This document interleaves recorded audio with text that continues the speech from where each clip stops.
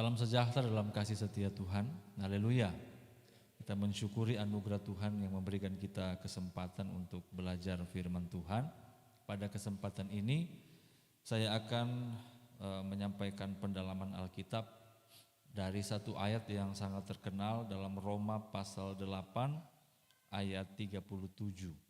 Kita akan mencoba mengerti maksud awal dari ayat yang terkenal ini. Kemudian kita melihat aplikasinya dalam kehidupan kita sehari-hari. Roma pasal 8 ayat 37. Kita baca bersama-sama dalam nama Tuhan Yesus Kristus. 1, 2, 3.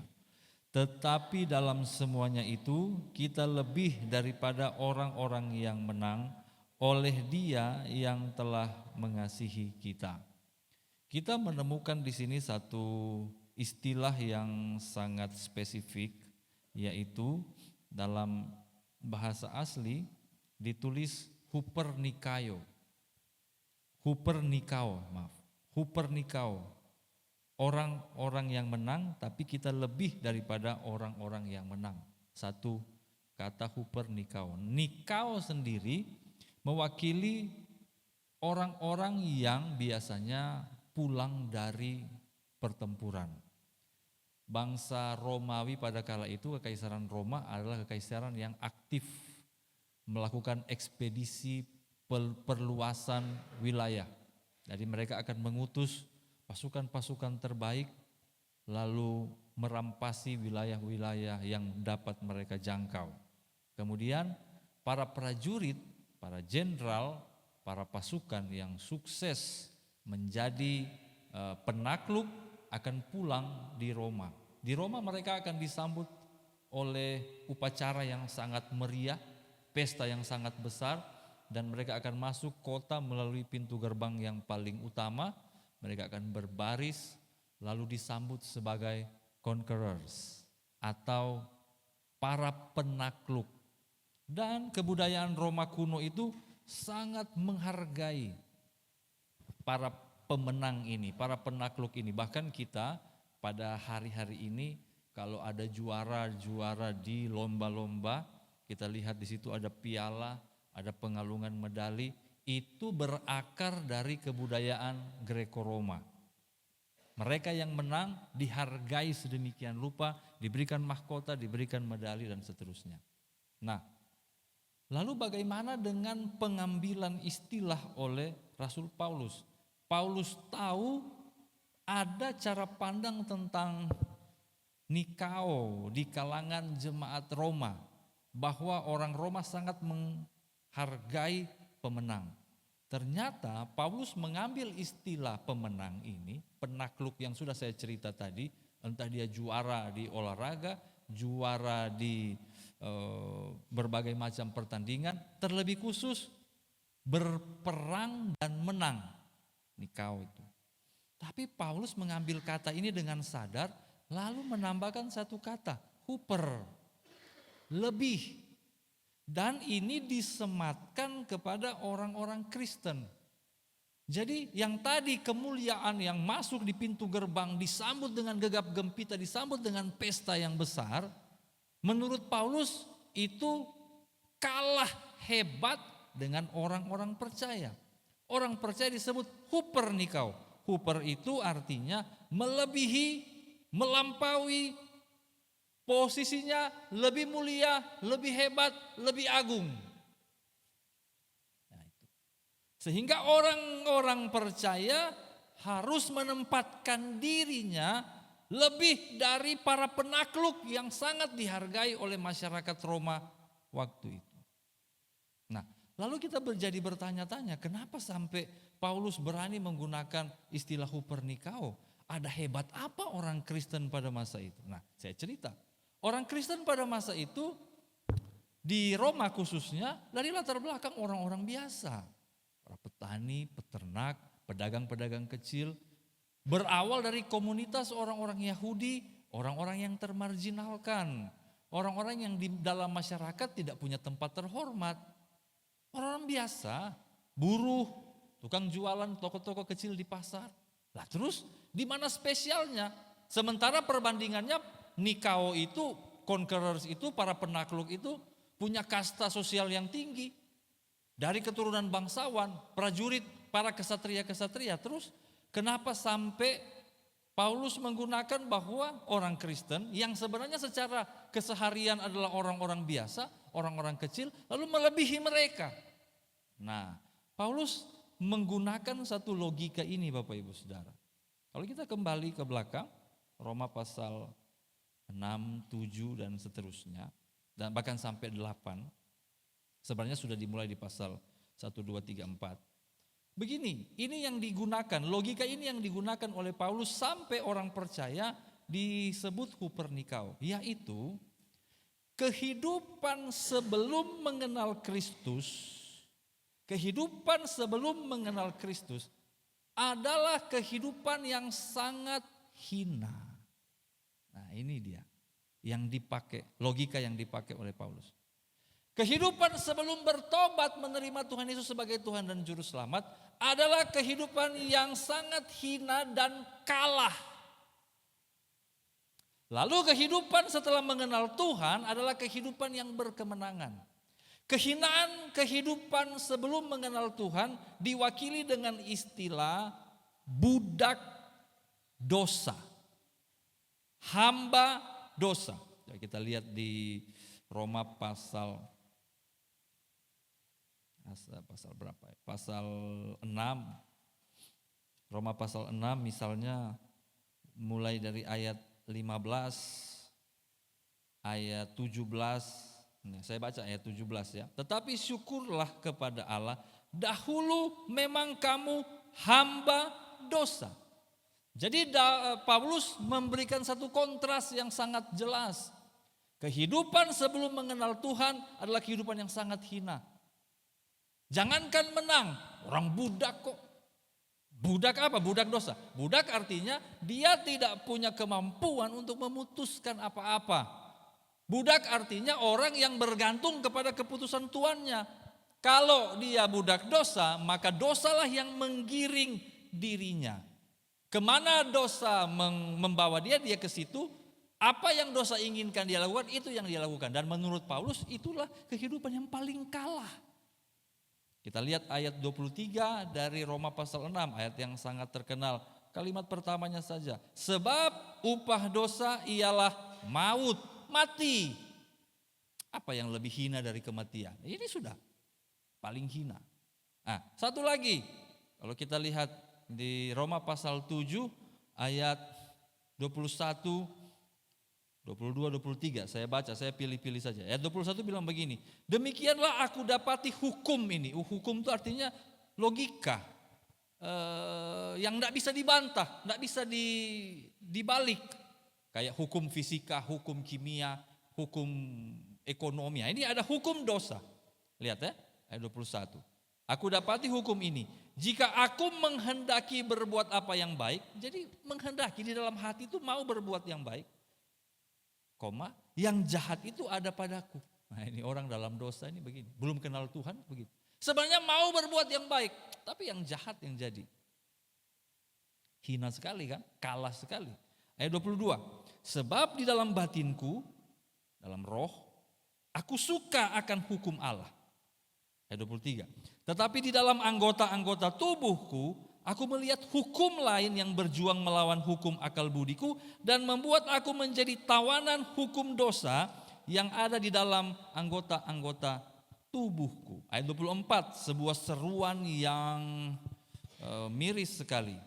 Ayat 24 saya baca, aku manusia celaka, siapakah yang akan melepaskan aku dari tubuh maut ini?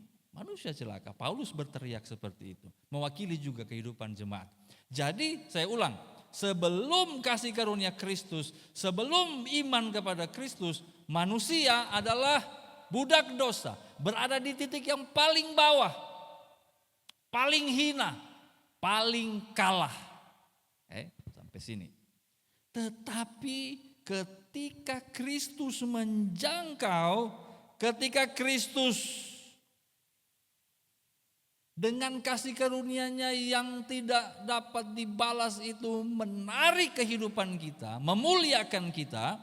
Roma 6 ayat 23 bilang, Karunia Allah ialah hidup yang kekal dalam Kristus Yesus Tuhan kita. Ada perubahan hidup dari kekalahan yang paling kalah, titik nol, bahkan bukan cuma nol, minus, sekarang mendapatkan hidup. Amin. Sehingga Roma pasal 7 ayat 25 dan 26 saya baca, syukur kepada Allah oleh Yesus Kristus Tuhan kita. Nah, jadi ditemukan satu kontras. Di luar Kristus dia terbenam dalam dosa, hina dan kalah. Di dalam Kristus dia diangkat, dimuliakan, dimenangkan. Katakan amin. Itu rumusnya. Nah, sekarang kalau kita pakai logika Paulus ini, maka dari kekalahan orang itu dibuat menjadi pemenang oleh kasih karunia Kristus. Yang setuju bilang amin. Tapi belum lebih dari pemenang. Belum. Itu baru pemenang aja. Lebih dari pemenangnya yang mana? Saya ulang supaya tidak salah berpikir. Sebelum kasih karunia Tuhan mengangkat, orang-orang manusia itu kalah dalam dosa, jadi budak dosa. Tapi setelah percaya Kristus, oleh kasih karunia Tuhan, saya dan saudara diangkat menjadi pemenang. Katakan amin. Tapi belum lebih dari pemenang. Lebih dari pemenangnya yang mana? Yang ini. Kalau yang pemenang tadi menjadi anak, kita baca dulu ayatnya ya. Menjadi pemenang itu yang bagaimana? Yang jadi anak-anak Allah. Ayat 15 pasal 8. Sebelum saya lanjut di lebih dari pemenang. Ayat 15 pasal 8. Yang sudah lihat katakan amin. Boleh kita mulai dari ayat 14. Semua orang yang dipimpin roh Allah adalah anak Allah. Ayat 15. Sebab kamu tidak menerima roh perbudakan yang membuat kamu menjadi takut lagi. Tetapi kamu telah menerima roh yang menjadikan kamu anak Allah. Oleh roh itu kita berseru, ya Aba, ya Bapa. 16, roh itu bersaksi bersama-sama dengan roh kita bahwa kita adalah anak-anak Allah. Kalau so jadi anak-anak Allah, ayat 17 bilang, dan jika kita adalah anak, maka kita juga adalah ahli waris. Maksudnya orang-orang yang berhak menerima janji-janji Allah yang akan menerimanya bersama-sama dengan Kristus, yaitu jika kita menderita bersama-sama dengan Dia, supaya kita juga dipermuliakan bersama-sama dengan Dia. Katakan amin. Menang. Menang. Saudara sudah menang, haleluya. Sudah harus. Nah sekarang yang hupernikao ini yang mana? Yang lebih dari pemenang ini yang mana? Kita mulai baca ayat 31. Atau saya pilihkan saja supaya lebih singkat, kita lihat ayat 35 pasal 8. Siapakah yang akan memisahkan kita dari kasih Kristus? Penindasan atau kesesakan atau penganiayaan atau kelaparan atau ketelanjangan atau bahaya atau pedang, tanda tanya. Yang membuat kita punya status hupernikao adalah ketika kemenangan kita itu diuji.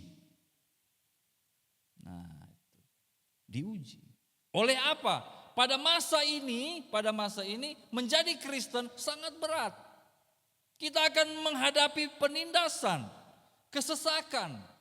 Lu Kristen, bisa dibunuh. Di zaman Kekaisaran Roma ada sejarah yang kelam. Orang Kristen dipancung, orang Kristen dibakar hidup-hidup. Orang Kristen disiram dengan ter, lalu dibakar menjadi lampu jalan. Menjadi Kristen adalah alasan untuk Anda kehilangan harta, kehilangan hak, kehilangan hidup. Mereka akan bergumul dengan ini. Kalau orang Kristen bertahan, maka dia layak mendapatkan status lebih dari pemenang. Jadi kata kalimat ini jangan sembarang dipakai. Kalau kita nyanyi lebih dari pemenang, tapi waktu sakit gigi sudah kutuk-kutuk Tuhan, Anda tidak lebih dari pemenang. Dalam segala perkara, begitu bisnis lesu, kita mulai Tuhan. Son sayang beta leko, Anda tidak lebih dari pemenang itu. Masih ece-ece itu. Iblislah dikalahkan. Iblis kan memang sudah dikalahkan. Kristus yang mengalahkan iblis, bukan saya dan saudara. Kalau Kristus tidak mati di kayu salib, kita diperbudak iblis kok. Maka yang disebut lebih daripada pemenang adalah orang-orang yang mau berjuang. Yang mau fight. Bahkan di tengah kesulitan terbesar dan terberat sekalipun. Karena itu khotbah-khotbah saya akhir-akhir ini adalah untuk memberi kita perspektif pemenang. Bahkan lebih dari pemenang. Supaya tidak menyerah. Haleluya. Dan poin pentingnya adalah siapakah yang akan memisahkan kita dari kasih Kristus? Ketika pencobaan, kesesakan dan masalah itu membuat kita jauh dari Tuhan, maka kita kalah. Jadi perjuangan itu adalah untuk tetap dalam Kristus apapun situasinya. Dan menarik sekali Bapak Ibu, ayat 36 Paulus mengutip satu ayat yang waktu saya belajar ini mau kasih PA ini ayat 36 saya agak protes dengan Paulus. Paulus kutip ada begitu banyak ayat perjanjian lama, kenapa kok kutip ayat ini? Ini ayat 36 dikutip dari Mazmur pasal 44 ayat 23. Mazmur 44 ayat 23. Nyanyian Bani Korah yang diberikan judul oleh Lembaga Alkitab Indonesia, Jeritan Bangsa yang Tertindas. Bapak Ibu kalau baca ini di rumah, ayat 1 sampai 27, dengar Bapak ini fakta. Bani Korah menyanyi sambil menangis, sambil berseru karena satu alasan. Dia merasa waktu dia berjuang dalam kesesakan, dalam penindasan, Tuhan tidak ada.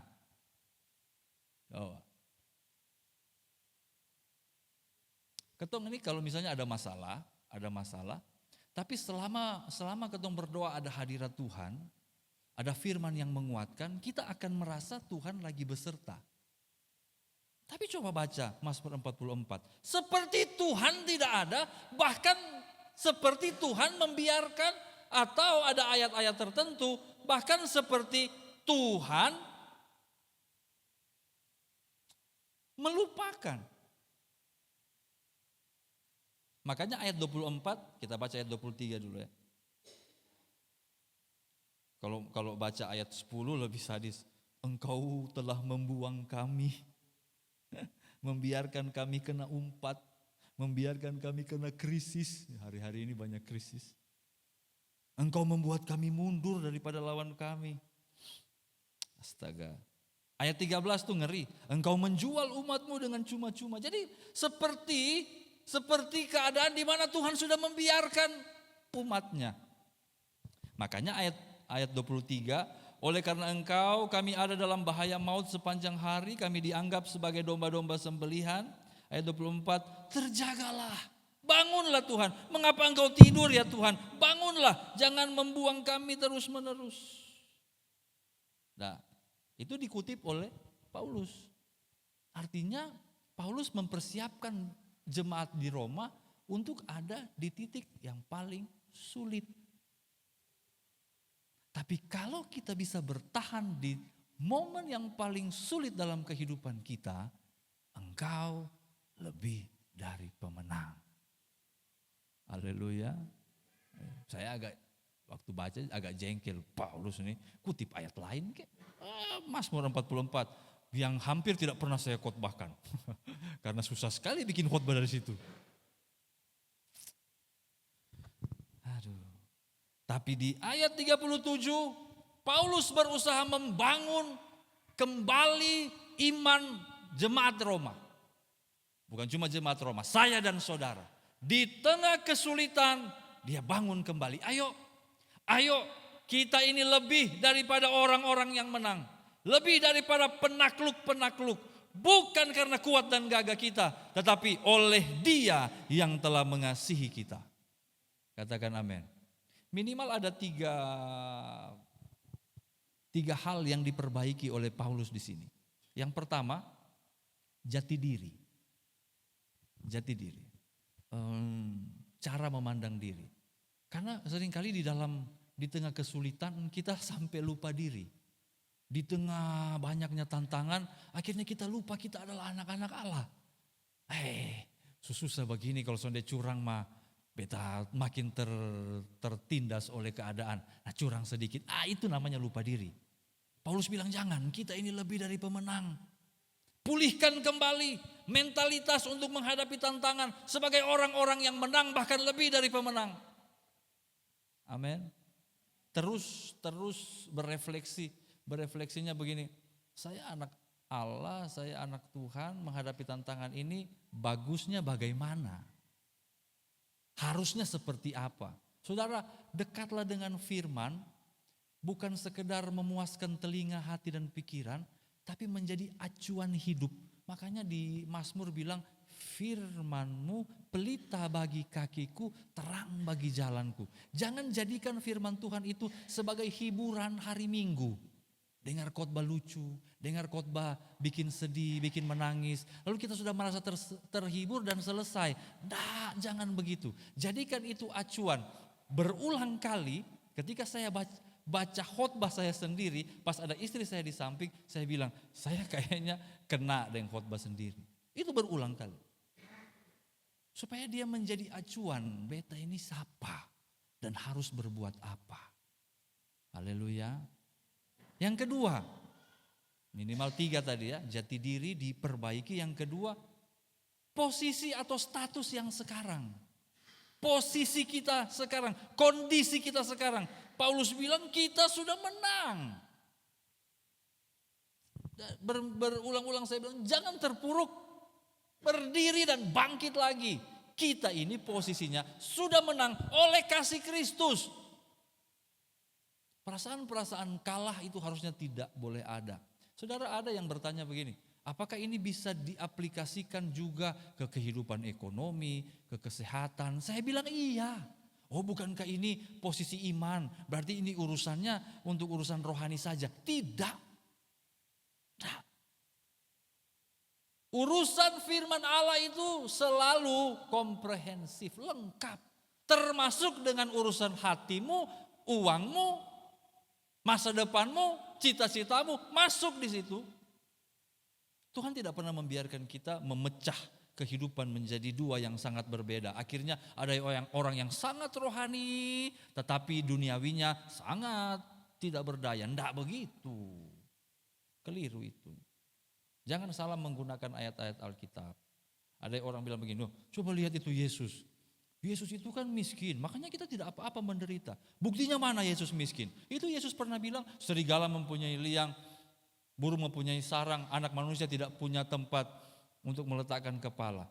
Itu bicara tentang kepemilikan, keterikatan kepada hal-hal duniawi.